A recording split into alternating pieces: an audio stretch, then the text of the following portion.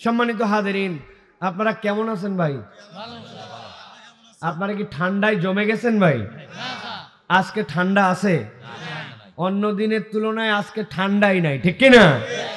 গত 2-1 দিন যেগুলো মাহফিল করছি এইগুলাতে উপর থেকে এমন ভাবে পানি পড়ছে আর নিচে এমন অবস্থা, কক্সবাজারের দিকে মানুষের বসার অবস্থা নাই। কিন্তু আল্লাহর দয়ায় এক একটা মাহফিলের মানুষ দেখলে আপনারা ঘাবড়ায় যাবেন। এই মানুষগুলা নড়েও না, চড়েও না, এই কাদার মধ্যে বসে ওয়াজ শুনছে। আজকে তো আল্লাহ আমাদের জন্য বিরাট সুন্দর পরিবেশ দিয়েছেন, ঠিক কিনা? কিন্তু তারপরেও আপনাদের কি মনে হয় যে সব মানুষ মাহফিলে চলে আসছে? এলাকায় এ কয়টাই মানুষ না, সব মানুষ মাহফিলে আসবে না। এর 2টা কারণ। একটা কারণ, সকলের নসিবে আল্লাহ রাব্বুল আলামিন মাজালিসুজ জিকিরে আসার যোগ্যতা দেন না। অনেক ফুরসত থাকার পরেও অনেকে আসতে পারে না, ঠিক কি না? আরেকটা কারণ আছে এলাকার ছেলেদের, ওইটা কারণ এদের এত পরিমাণ জ্ঞান চর্চা করা হয়ে গেছে যে এদের আর ইসলাম সম্পর্কে জানার কোনো বাকি নাই, ঠিক না ভাই? এমন জানে ওরা আমাদেরকে উল্টা বলে, হুজুর আপনাদেরকে আমরা পকেটে রাখি। কাতে রাখে? আমরা বলছি কেমনে পকেটে?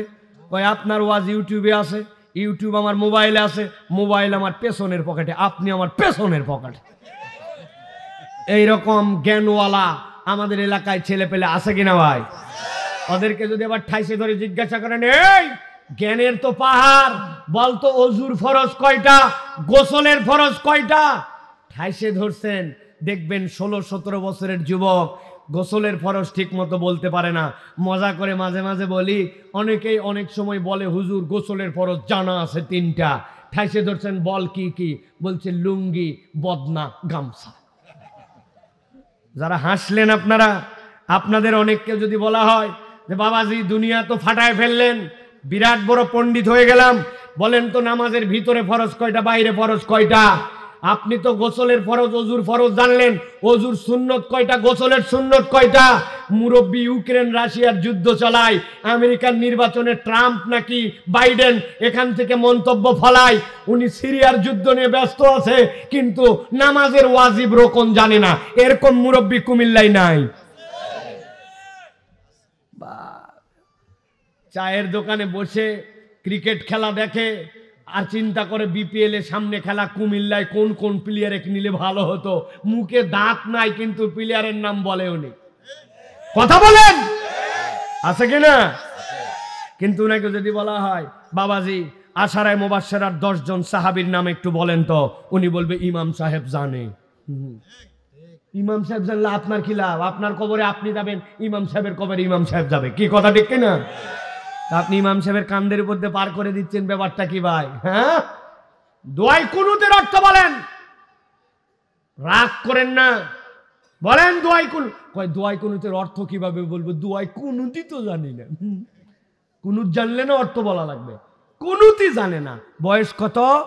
মাত্র 67 বছর। বয়স কত? 50 বছর। বয়স কত? 30 বছর। বাপ মা গর্ব করে, ছেলে আমার গোল্ডেন A+, এসএসসিতেও গোল্ডেন, এইচএসসিতেও গোল্ডেন। বাপ রে বাপ, দুনিয়া ফাটাই ফেলছে, কুমিল্লা বোর্ডে আগুন লাগা হালাইছে। এত ইংরেজি বলতে পারে, ফট ফট ফট ফট করে, ক্যালকুলাস পারে, বাপরে অ্যালজেব্রা পারে, হ্যান পারে, ত্যান পারে, সব পারে।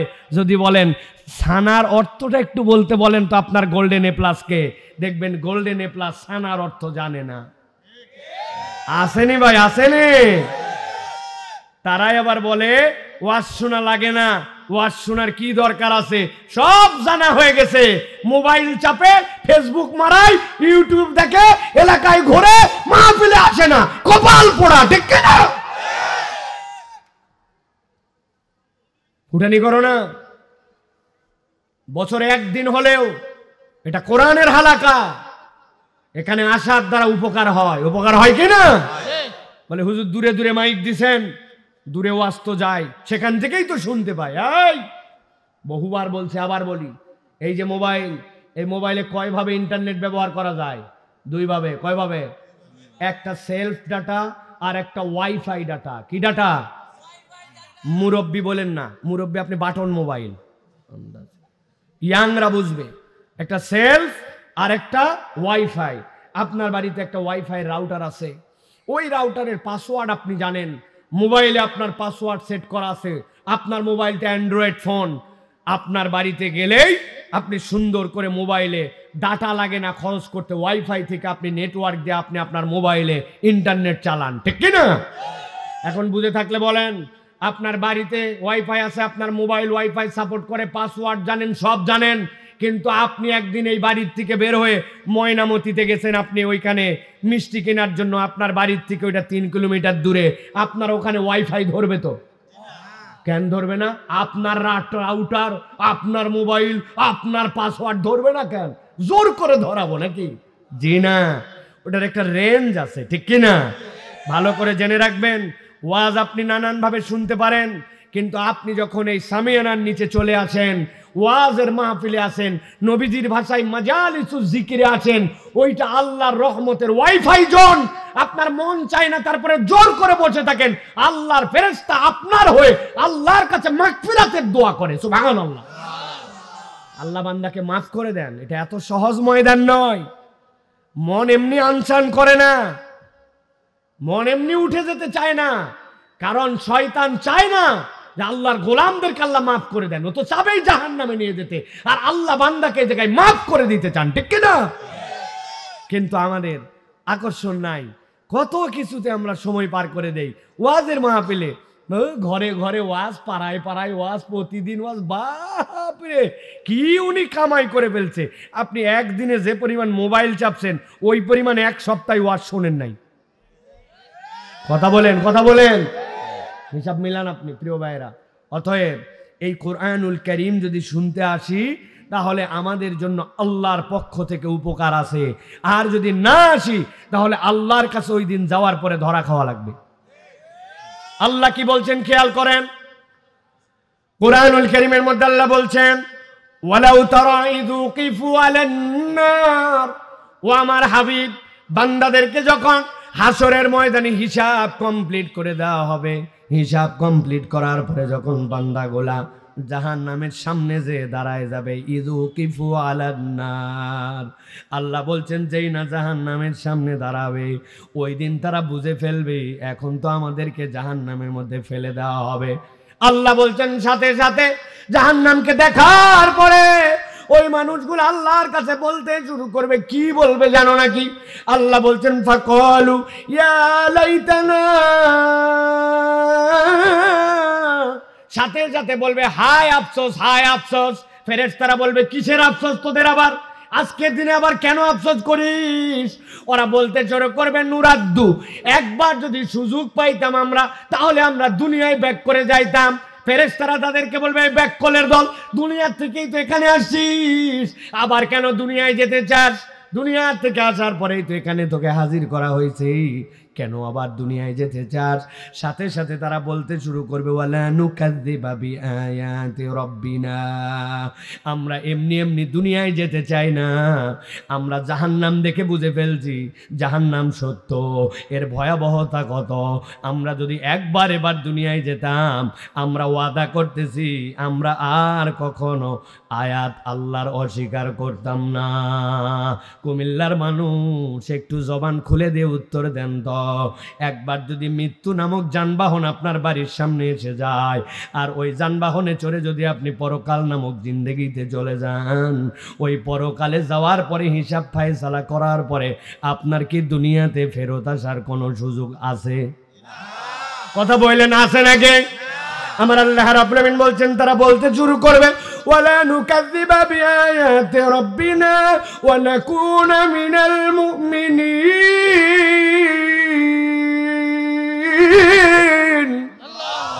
আমার রব্বুল আমিন বলছেন, তারা দুইটা কথা বলবে, কেন তোমরা দুনিয়ায় যেতে চাও? দুনিয়ায় তো ছিলে, আবার কেন দুনিয়ায় আসতে চাও? এক নম্বরে তারা বলবে, আল্লাহ এবার যদি দুনিয়ায় ফেরত যাই, ওয়াদা করলাম আমরা আর তোমার কোনো আয়াত অস্বীকার করব না। আর দুই নম্বর ওয়াদা করলাম, ওয়া নাকুনা মিনাল মুমিনিন, মুমিনিন, আমরা এবার গেলে পাক্কা পাক্কা ইমানদার হয়ে আমরা আসব। বুঝে থাকলে এবার বলেন ভালো করে ঠান্ডা মাথায়, তাহলে হাসরের ময়দানে জাহান্নামের সামনে দাঁড়ায়া যারা দুনিয়ায় ফেরত আসতে যাবে, দুনিয়ায় ফেরত আসার কারণ কয়টা? কথা বলেন না, কয়টা? এক নম্বরে আল্লাহর আয়াত আমরা অস্বীকার করব না। দুই নম্বরে আমরা প্রকৃত ইমানদার হয়ে এরপরে আসব। তার মানে বোঝা যায় দুনিয়াতে আপনার দুইটা ল্যাকিংস আছে। এক নম্বরে আপনি কৌশলে অপকৌশলে বুঝে না বুঝে আপনি আল্লাহর আয়াত অস্বীকার করে গেছেন। কথা বলেন।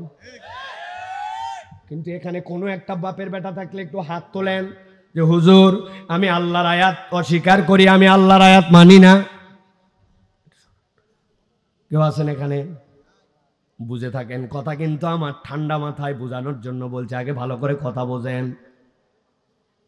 আমরা এখানে একজনও বলতেছি না যে আমরা আল্লাহর আয়াত অস্বীকার করি, কিন্তু একটু হিসাব যদি মিলাই তাইলে আমরা দেখব আমরা বুঝে না বুঝে আল্লাহর আয়াত অস্বীকার করে থাকি, ঠিক না? সবচেয়ে সিম্পল উদাহরণ, যার থেকে আর সিম্পল কোনো উদাহরণ হয় না। কোন একজন লোককে আপনি বলেছেন, ও ভাই আপনি নামাজ পড়েন? হ্যাঁ। নামাজের ইসলাম পছন্দ, রোজার ইসলাম পছন্দ, যাকাতের ইসলাম পছন্দ, মাঝে মাঝে উমরার ইসলাম পছন্দ, হজের ইসলাম পছন্দ। কিন্তু তারে বলছেন এই দেশের টাকাগুলা বিদেশে পাচার হয়ে গেল, ব্যাংকগুলাকে হলিলুট করে ফেলল, রাস্তাগুলা যেমনে বানানোর কথা ছিল ফাঁকি মারলো, রাস্তার টাকা খাইয়ে ফেললো। এই চোরগুলা যদি ধরা পড়ে, আসেন আমরা এই চোরগুলাকে ধরে আল্লাহর দেওয়া আইনে বিচার করি। আপনি বলতেছেন ঠিক, কিন্তু অনেক লোক আছে বলবে ভাই কি উল্টাপাল্টা কথা বলেন, সাইফুল্লাহ ভাইকে তো মনে করছিলাম কোনো দলীয় বক্তা না, এখন দেখে উনি দলের কথা বলে। আল্লাহর আইনের কথা বললে আপনি দল খোঁজেন, অথচ আপনি নামাজি হাজি। এরকম মুসলমান আছে কিনা? আল্লাহর কাছে যাওয়ার পর আপনি বলবেন ফাকালু ইয়া লাইতানা নুরাদ্দু, একবার আমাকে ফেরত পাঠান। কেন ফেরত পাঠাবো? ওই দুনিয়ার থেকেই তো তুমি আসলে। বলবে আল্লাহ তোমার কাছে জানাতে চাই, ওয়ালা নুকাযযিবা বিআয়াতি রাব্বিনা, আমি অনেক আয়াত আল্লাহর অস্বীকার করে আসি, এবার গেলে আমি আল্লাহর আয়াত অস্বীকার করব না। তার মানে বোঝা যায় আপনার মাথায় কাজ করুক বা না করুক, আপনার ব্রেনে ধরুক বা না ধরুক, আপনাকে স্বীকার করতে হবে আল্লাহর বিধানের উপরে কোনো বিধান নাই, ঠিক না? আপনি বললেও ঠিক, আপনি বললেও ঠিক, না বললেও ঠিক, ঠিক না? আপনি মানেন চাই না মানেন তাতে কি যায় আসে? এই জন্য প্রিয় ভাইয়েরা, এক নম্বর বুঝতে হবে যে আল্লাহর আয়াত কোনোটা যেন আমার দ্বারা অস্বীকারীর মধ্যে আমি না চলে যাই। আর দুই নম্বর ওয়ানাকুনা মিনাল মুমিনিন, আমি যেন আল্লাহর কাছে পূর্ণ মুমিন হিসাবে যেতে পারি। এই মাহফিলগুলা খেলতামাশার মাহফিল নয়, এই মাহফিলগুলা এই বুঝ অর্জন করার জন্য কার্যকর প্রতিষ্ঠান, ঠিক না? কতবার আমি বলেছি, বহু জায়গায় বলে বেড়াই। আপনি বলেন আমি আল্লাহর আয়াত অস্বীকার করি না, কিন্তু আমি আপনাকে হাতে কলমে ধরায় দিব। একটা উদাহরণ দেই, দিয়ে আলোচনার মধ্যে ঢুকে ভালো করে খেয়াল করেন। আপনাদের এলাকায় বিয়ে শাদী হয়? যদি না হয় তো বলবেন না, আর যদি হয় তো একটু জোরে করে বলেন হয়। চাচতো বোনের বিয়ে, খালাতো বোনের বিয়ে, আপন বোনের বিয়ে, আত্মীয় স্বজনের বিয়ে হয় কিনা? ইসলামে বিয়ের বিধানের মধ্যে তিনটা মাসালা। এক নম্বরে আল্লাহ রাব্বুল আলামিন বলছেন ওয়াতুন নিসা সাদুকাতিহিন্না নিহালা, তোমার জন্য দায়িত্ব হচ্ছে দেনমোহর একটা তোমাকে দিতে হবে, তোমার জন্য আল্লাহর পক্ষ থেকে, এটা তোমার স্ত্রীকে দেওয়া তোমার জন্য ফরজ। দুই নম্বর তোমার জন্য ইজাব আর কবুল লাগবে, তথা তোমার বিয়ের মধ্যে একটা পক্ষ ইজাব দিবে আর একটা পক্ষ কবুল দিয়ে তোমাদের সমন্বয় করা লাগবে। আর আমার নবী বলছেন আউলিম ওয়ালাউ বিশাতিন, একটা ছাগলের বাচ্চা দিয়ে হলেও ছেলের বাড়িতে আনার পরে অলিমার অনুষ্ঠান করা লাগবে। ইসলামের বিয়েতে যত আনন্দ, যত ফুর্তি, যত আয়োজন এই তিনটার মধ্যে সমাপ্ত। কিন্তু আমি জানতে চাই কুমিল্লায় আপনাদের এলাকায় এইটুকুর মধ্যেই কি বিয়ে শেষ হয়ে যায়? বিয়ের 7 দিন আগে হলুদ পার্টি, 3 দিন আগে মেহেদি সন্ধ্যা, এরপরে 7 দিন আগের থেকে এলাকার সবচেয়ে বড় বড় ডেকগুলা ভাড়া করে নিয়ে যায়, বাড়ির সামনে লাগাইছে। ডিস্টি ডিস্টি ডিস্টি ডিস্টি ডিস্টি ডিস্টি ডিস্টি আছে কিনা? ওই ডিস্টি ডিস্টি বাড়ির থেকে হাজী সাহেব আসছে মসজিদে, লোকজন মিলে ধরছে, চাচা আপনার বাড়ির শব্দে তো অবস্থা খারাপ, কি ব্যাপার? হাজী সাহেব মানুষ কি লাগাইছেন আপনি? মুরব্বী বলছে, বাবা বেশি চিল্লাচিল্লি করিস না, তোরও 2টা বেটি আছে, বিয়া তোরও দেওয়া লাগবে, ছেলে পেলে মানুষ একটু করে, আর একটা দিন সহ্য কর। এই কথা হয়তো মুরব্বী বলছে হাজী সাহেব, উনি যেই কথাটা বলছে কথাটা সিম্পল, কিন্তু এই কথাটার ধাক্কা কোথায় মারছে জানেন?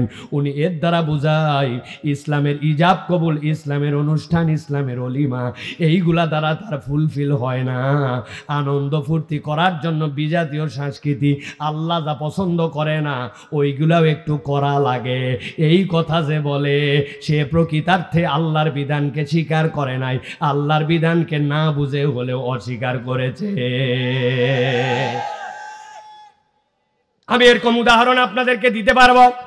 প্রিয় ভাইরা, আল্লাহ রাব্বুল আলামিন এই জন্য বলছেন, ও বান্দা ভালো করে বোঝো, এই যে কোরআন শোনার জন্য আসলে, এই কোরআন শুনলে তোমার লাভ আছে। আল্লাহ বলছেন, ওয়াযাক্কির ফাইন্নায যিকরা তানফাউল মুমিনিন। আল্লাহু আকবার। আমি বিনয়ের সাথে আপনাদের কাছে অনুরোধ দিচ্ছি, পরিচিত আয়াত, কিন্তু এর মধ্যে আল্লাহ রাব্বুল আলামিন 4টা আয়াতের মধ্যে এমন কথা বলেছেন, একটু ঠান্ডা মাথায় যদি আপনি শোনেন আপনার হৃদয়টা আনন্দিত হয়ে যাবে। আল্লাহ এমন কথার মধ্যে ঢুকাইছেন, সুবহানাল্লাহ বলেন। আল্লাহ বলছেন, ও আমার হাবিব, আপনাকে দায়িত্ব দিলাম, টু দা পয়েন্ট খেয়াল করেন, ওয়াযাক্কির, আপনি জিকির করেন। হাদিসের একটা পরিভাষা ভালো করে বোঝেন। আপনারা মাহফিলের নাম দিয়েছেন ওয়াজ মাহফিল, আপনি মাহফিলের নাম দিয়েছেন তাফসিরুল কোরআন মাহফিল, ইসলামী মহাসম্মেলন, হালকায় জিকিরের মাহফিল, ইসালে সোয়াব, বলেন কিনা? কিন্তু নবীজি বলছেন যেই জায়গায় কোরআন সুন্নাহর আলোচনা হবে, আল্লাহ নবী ওই মাহফিলের একটা নাম দিয়েছেন আল্লাহর পক্ষ থেকে জেনে। ওই মাহফিলটার নাম হচ্ছে মাজালিসুজ জিকির। কি মাজালিসুজ জিকির? কেন মাজালিসুজ জিকির বললেন? আল্লাহ কোরআনে নিজেই বলছেন, ওয়াযাক্কির ফাইন্নায যিকরা তানফাউল মুমিনিন। হে নবী, আপনি জিকির করেন, আল্লাহর স্মরণ করেন, কোরআনের হালাকা করেন, কোরআনের কথা যেইটা জানে ওইটা আবার তাদেরকে স্মরণ করান, কি লাভ?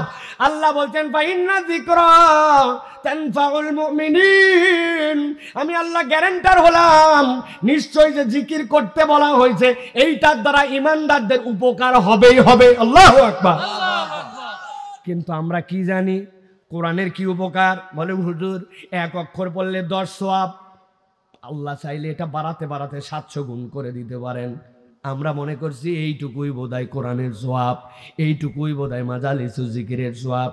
খেয়াল করেন, আমি আপনাদের কাছে জিজ্ঞাসা করব 5 ধরনের প্রশ্ন, উত্তর দেওয়া লাগবে না, শুধু হৃদয় দিয়ে ভাববেন যে এই সমস্যাগুলো আপনাদের আছে কিনা। বিয়ে শাদী করছি, পরিবার নিয়ে যেরকম করে আমার হওয়ার কথা, কিন্তু পরিবারের মধ্যে আমার সুখ শান্তি নাই। পরিবারের মধ্যে যেরকম আমাদের মধ্যে স্বামী স্ত্রীর সম্পর্ক হওয়ার কথা, ঠোকাঠুকি লেগেই থাকে। উত্তর দেওয়া লাগবে না, উত্তর দিলে তো ঝামেলা পড়ে যাবেন। আপনি যদি জোরে ঠিক বলেন তাহলে তো পাবলিক বুঝে ফেলবে আপনার বাড়ির ঝামেলা। বলার দরকার নাই, কিন্তু আমাদের সমাজ এরকম আছে কি নাই? সন্তানটা কথা শোনে না, সন্তানটা যেরকম কথা শোনার কথা সেরকম করে কথা শোনে না।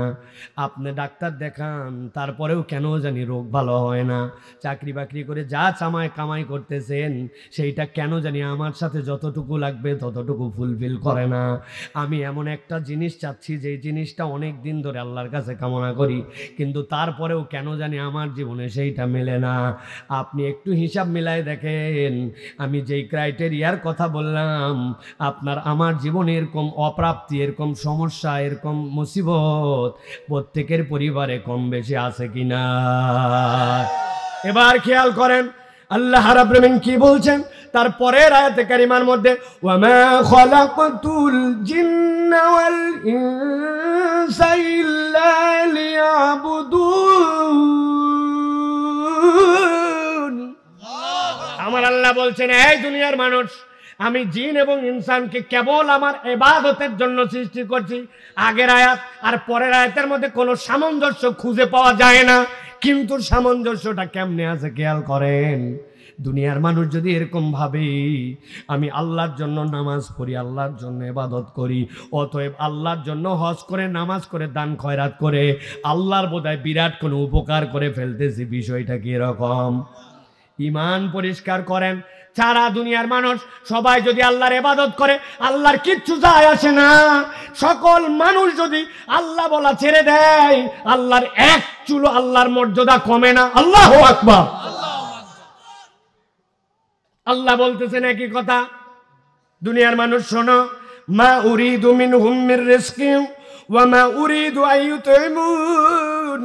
আমি তোমাদেরকে ইবাদতের জন্য সৃষ্টি করছি, তার মানে এটা মনে করো না যে আমি বোধহয় তোমাদের কাছে খাবার চাই, আমি বোধহয় তোমাদের কাছে রিজিক চাই।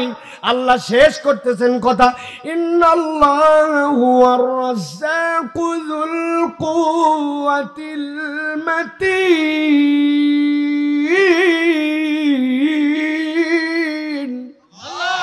আল্লাহ বলছেন আল্লাহ হচ্ছেন রাজ্জাক যুল কুওয়াতিল মাতিন। ও প্রিয় ভাইরা, এবার একটু পিছন দিক থেকে যান, খেয়াল করেন, কথা মনোযোগ না দিলে বুঝবেন না। পিছন দিকে যান, আল্লাহ নিজের পরিচয় দিলেন, আল্লাহ রাজ্জাক যুল কুওয়াতিল মাতিন। আল্লাহ এরপরে বলছেন তিনি রাজ্জাক, কিন্তু তিনি তোমাদের কাছে রিজিকও চান না, তিনি তোমাদের কাছে খাদ্য প্রত্যাশা করেন না। এরপরে আল্লাহ বললেন আমি দুনিয়াতে জিন আর ইনসানকে আমার ইবাদতের জন্য সৃষ্টি করেছি। তারপরে আয়াত আল্লাহ বলেছেন ফাযাক্কির ফাইন্না যিকরা তানফাউল মুমিনিন। তুমি যদি আল্লাহর জিকিরে রত হও, আল্লাহর কোরআন থেকে কথা শোনো, নিশ্চয় জেনে রাখো এটা তোমার জন্য কল্যাণ দিবে। উপরে আছে কল্যাণ আর নিচে আছে হুয়ার রাজ্জাকু যুল কুওয়াতিল মাতিন।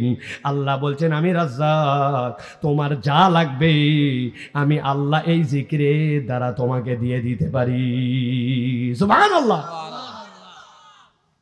আমাদের আরেকটা মিসকনসেপ্ট আছে। আমাদের ধারণা আমার বাড়িতে চাল ডালের সমস্যা নাই, খাওয়ার সমস্যা নাই, মানে আমার রিজিকের কোনো টানাটানি নাই। আমরা কনসেপ্টের মধ্যে নিছি আমার চাপ করতেন। আপনাকে যদি এগুলা বুঝে সুঝে করার দায়িত্ব দেওয়া হতো, তাইলে মানুষ আর এক সেকেন্ডও বেঁচে থাকতো না। বরং এইগুলা কোনো একজন ম্যানেজমেন্ট করে, উনি আপনার আমার রব, উনি হচ্ছেন রাজ্জাক। উনি আপনাকে ম্যানেজমেন্ট করে দিচ্ছেন এইগুলা। আল্লাহ বলছেন এইগুলা তোমার জন্য রিজিক। কতবার বলি, কত মানুষের সাথে বলি, মানুষ তার ফুটানি করে, মানুষ তার ভাব মারে, মানুষ মনে করে আল্লাহ রব্বুল আমিন তাকে রিজিকই দেয় নাই, অথচ রব্বুল আমিন আমার জন্য যে রিজিক রেখেছেন, আপনি যদি খেয়াল করেন, আমারে বলছে সাইফুল্লাহ তুমি বক্তা মানুষ, ডান হাত ঝুঁকায় ঝুঁকায় খুব ওয়াজ করো। তবে শোনো ভাই, 1 ঘন্টার মধ্যে যদি হাত 30 বারের বেশি ঝুঁকাও, এই জায়গার যা গিরিজ আছে সব শেষ। এরপরে কিন্তু হাত সোজা হয়ে যাবে, বুঝে ঝুঁকায়ও 1 ঘন্টায় 30 বার। আমি ওয়াজ করা বাদ দিয়া বহু আগে চিন্তা করতাম এই হাত অন্তত গামছা দিয়া পেটের সাথে বাইন্ধে রাখ, কারণ কথা বললেই তো হাত নড়ে। 30 বার কেমনে ঘুরবে, এরপরে তো গিরিশ শেষ। আপনি বুঝেন নাই রব আপনাকে আমাকে কি পরিমাণ রিজিকের মধ্যে রেখেছেন। আল্লাহ বলছেন ফাযাক্কির ফাইন্না যিকরা তানফাউল মুমিনিন। আপনি যদি একবার বুঝে বুঝে আল্লাহর জিকির করেন, আল্লাহ বলছেন আমি আমার এই নিয়ামত বাড়ায়া দিব। সুবহানাল্লাহ। এবার তাহলে বুঝে থাকলে বলেন যে ওয়াজ শুনলে লাভ আছে না নাই? একটু কথা বলেন, আছে না নাই? এইটা কি বুঝে না না বুঝে? বুঝে না না বুঝে? কিছু বুঝতে হবে আপনাকে। এই কথাগুলো না বুঝলে আপনার হবে না। আমাদের আরেক দলের ধারণা কোরআন বোধহয় আমাদের কাছে আসছে পরাজিত করার জন্য। আল্লাহ কোরআনকে, ইসলামকে, ঈমানকে আপনাকে আমাকে পরাজিত হওয়ার জন্য দেন নাই। আল্লাহ এটা দিয়েছেন আমাদেরকে বিজয়ী বানানোর জন্য। সুবহানাল্লাহ বলেন। আমার কথা নয়, আল্লাহ রাব্বুল আলামিনের কথা। আল্লাহ রাব্বুল আলামিন বলছেন বাল নাকযিফু বিল হাক্কি আলাল বাতিল ফায়াদমাগু ফাইদা হুয়া যাহিক ওয়ালাকুমুল ওয়াইলু মিম্মা তাসিফুন। আমার রব্বুল আমিন বলছেন, এই দুনিয়ার মানুষ ভালো করে বুঝে নাও, আমি রব্বুল আমিন তোমাদেরকে যে হাজির করলাম, তোমরা যে ইমানের উপরে আসলে, ইসলামকে তোমরা গ্রহণ করলে, এইটা তোমাদেরকে কল্যাণ দিবে। কি কল্যাণ? আল্লাহ বলছেন বাল নাকযিফু বিল হাক্কি আলাল বাতিল, এই হক, এই ইসলামটা বাতিলের উপরে আঘাত করবে। আল্লাহ বলছেন আঘাত যখন করবে, আল্লাহ বলছেন এমন আঘাত করবে যে এই আঘাতটা এমন পয়েন্টে হবে যেইটার কারণে আল্লাহ বাতিলকে নিশ্চিহ্ন করে দিবেন। আল্লাহ বলছেন ফায়াদমাগুহু, আরবিতে দামগুন শব্দের অর্থ আপনার ব্রেন, আপনার চেতনা, আপনার নৈতিকতা। এইটার দ্বারা আল্লাহ বলতেছেন এইটা এমন জায়গায় আঘাত করবে যেই আঘাতটা ইসলামের, সত্যের, হকের, কোরআনের তোমার মূল পরিবর্তনটা ঘটাবে। কেননা আপনি উপরে উপরে যত পরিবর্তনের কথা চিন্তা করেন, আপনার যদি চেতনায় পরিবর্তন না হয়, কখনোই প্রকৃত পরিবর্তন সম্ভব নয়। ঠিক কি না? যারা এই দেশের মধ্যে দুর্নীতি করে আপনারা তাদেরকে চেনেন কম বেশি। আমি জিজ্ঞাসা যদি করি, যারা আপনার রাস্তাটা খেয়ে ফেললো, যারা ব্যাংকটা খেয়ে ফেললো, যারা দেশের টাকা বিদেশে লোপাট করে পাঠায় দিল, বুঝে থাকলে কুমিল্লার শিক্ষিত মানুষ, আপনারা বলেন তো এরা কি অশিক্ষিত মানুষ নাকি শিক্ষিত মানুষ? এরা সবাই শিক্ষিত মানুষ, আমরা দেখেছি। এরা কম বেশি পড়ালেখা জানা মানুষ, এরা সবগুলা মানুষ আমাদের দেশের মধ্যে সর্বোচ্চ শিক্ষা দীক্ষা নেওয়া মানুষ। কিন্তু এই মানুষগুলা দুর্নীতি করলো, এই মানুষগুলা কাম করলো। কারণ কি? কারণ বোঝা যায় পরিবর্তনের যেই জায়গাটা হওয়ার কথা ছিল, এই মানুষগুলার অন্তরের মধ্যে কোরআন দিয়ে ওই পরিবর্তন হয় না। সিসি ক্যামেরা কাজ করে না। সিসি ক্যামেরা যদি কাজ করতো তাহলে আমার সাথে যে ঘটনা ঘটছে এই ঘটনা ঘটতো না। আমি গেছি পাসপোর্ট অফিসে, যাওয়ার পরে পাসপোর্ট অফিসে আমার পাসপোর্টে রিনিউ করা দরকার তাড়াতাড়ি করে, কেননা 6 মাসের নিচে নেমে গেলে পাসপোর্ট আপনাকে আর কোনো ভিসা দিবে না। একজন আমারে বলছে পাসপোর্ট অফিসে যাচ্ছেন, ভালো কথা, তবে যাওয়ার সময় প্রস্তুতি নিয়ে যায়েন। আমি একটা কলম আর কাগজ নিয়ে গেছি, যদি সই করা লাগে। প্রস্তুতির মানে তো এইটা না ভাই, ওই প্রস্তুতি মানে তো এইটা না। আপনারা বুঝেন তাহলে প্রস্তুতি মানে কি কলম কাগজ না, কিছু মাল সামানার সাথে নিয়ে যাওয়া লাগবে। মাল সামানার সাথে নিয়ে গেছি, যাওয়ার পরে আমারে দোতলার মধ্যে তুলে শুধু ঘুরাই। কিরে ভাই, তোমার না দিয়ে দেওয়ার কাজ, তুমি দিয়ে দাও, কিন্তু দিয়ে দেয় না, খালি ঘুরাই। আবার আমার কাছে প্রস্তুতিও আছে, প্রস্তুতিও চায় না। অনেকক্ষণ পরেই ওই লোক দোতলার থেকে বলছে নিচে চলেন। দোতলার থেকে যখন নিচে নামতেছি, একটা সিঁড়ি, এর মধ্যে ল্যান্ডিং, আবার নিচে একটা সিঁড়ি, উপর থেকে ওই সিঁড়ি দিয়ে নেমে যে ল্যান্ডিং যেই জায়গাটা দাঁড়ানোর, এরপরে আবার নিচে নামবো। ওই জায়গায় আসার পরে ওই লোক বলতেছে কিছু মাল ছাড়েন। আমি বললাম এই ব্যাক কল, টাকা দেওয়ার জন্য আমি কখন থেকে ঘুরতেছি, এত দুনিয়া ঘুরায়া তারপরে এই জায়গায় নিয়ে এসে কি জন্য টাকা চাস? বলে হুজুর আর বলেন না, এই ভবনটি সিসি ক্যামেরা নিয়ন্ত্রিত, আমরা মনিটরে চেক করে দেখছি সব জায়গাতে ক্যামেরা ধরে, কেবলমাত্র এই জায়গাটাতে ক্যামেরা ধরে না। কেন বললাম এই কথা প্রিয় ভাইয়েরা? আল্লাহ কোরআনে যে বললেন বাল নাকযিফু বিল হাক্কি আলাল বাতিল ফায়াদমাগুহু ফাইযা হুয়া যাহিক, আল্লাহ বলছেন তোমার যদি চেতনায় পরিবর্তন না হয়, নৈতিকতায় পরিবর্তন না হয়, উপরে উপরে তুমি যতই সিসি ক্যামেরা লাগাও, তোমার জীবনে কোনোদিনও সমাজে পরিবর্তন আসবে না। সমাজে পরিবর্তন আসতে হলে নবীজির চরিত্র আর কোরআনের আদর্শ দিয়ে আপনার পরিবর্তন করা লাগবে। আপনি ঠিক বললেও ঠিক, না বললেও ঠিক, কেন এটা প্রমাণ হয়ে গেছে, ঠিক কিনা? কেননা নবীজির সময় যেই সমাজ আল্লাহ নবী পরিবর্তন করছেন, ওই সমাজ তার থেকে বড় খারাপ সমাজ আর ছিল না। ওটা ছিল আইয়ামে জাহেলিয়াত। ওই সমাজকে আল্লাহ পরিবর্তন করে মাত্র 23 বছরে পৃথিবীর শ্রেষ্ঠ যুগ বানাইছেন। খয়রুল উমুরি করনি সুম্মাল্লাযীনা ইয়ালুনাহুম সুম্মাল্লাযীনা ইয়ালুনাহুম, আল্লাহ নবী বলে দিয়ে গিয়েছেন এর থেকে শ্রেষ্ঠ যুগ নাই। তাহলে কোরআন দিয়ে ডাকাতকে, কোরআন দিয়ে বেঈমানকে, কোরআন দিয়ে নোংরা সমাজকে আল্লাহ নবী ইমপ্লিমেন্টেশন করে প্রমাণ করে দিয়ে গেছেন। সুতরাং আপনি ঠিক বললেও ঠিক, না বললেও ঠিক, কোরআন ছাড়া, ইসলাম ছাড়া প্রকৃত পরিবর্তন সম্ভব নয়। এটাই বাস্তব কথা প্রিয় ভাইরা। কিন্তু আমরা সেই কোরআনুল কারীমের কাছে আসি না। আমাদের সমাজকে সেই কোরআন দিয়ে কীভাবে গঠিত হবে সেটার যে গাইডলাইন সেটা আমরা ফলো করি না।